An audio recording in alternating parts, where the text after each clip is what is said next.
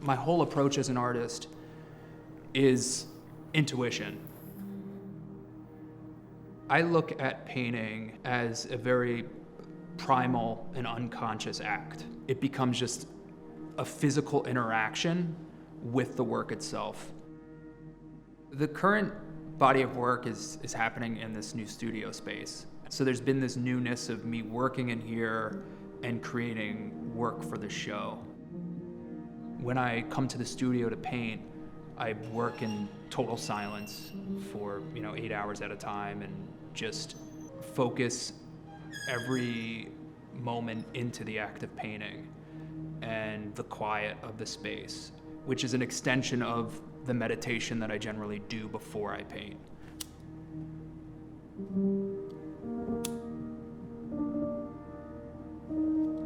Focusing on breath while painting is just a way for me to stay connected to the work and stay connected to the body and just be grounded into the moment.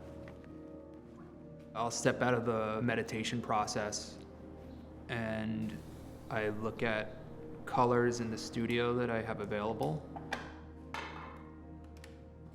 but I just select intuitively and start putting them onto the canvas in various methods. I don't know any color theory.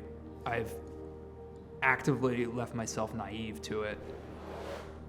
I've left myself naive to any type of technical painting skills, and it's growing my own process in time and adding dimensions to it and figuring out how to create the best work I can. With a lot of the tools that I use, I'm not creating my own line per se.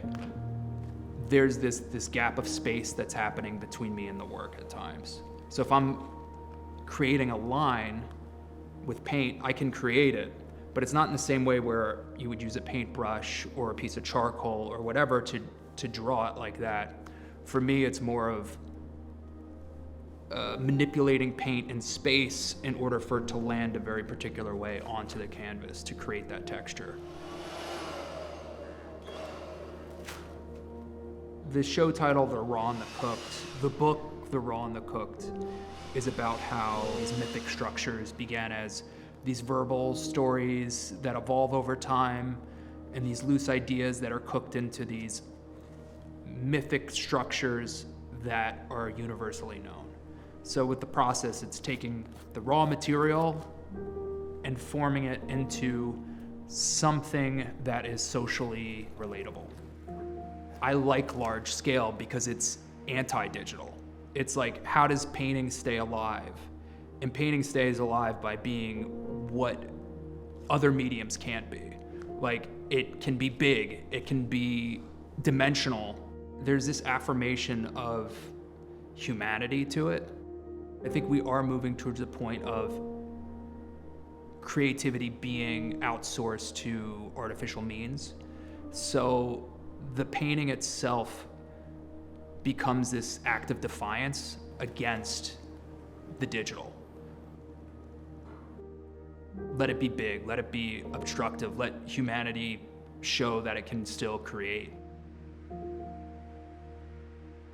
My beliefs have kind of evolved the more I've painted.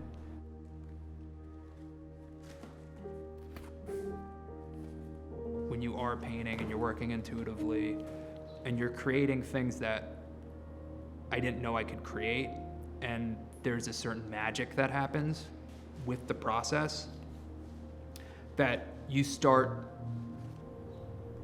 feeling a deeper connection with divinity or the universe or however you want to classify that. So it becomes a system of integrating consciousness into the work, allowing the collective to come through in the work rather than the self. And it's a process of trying to deny the ego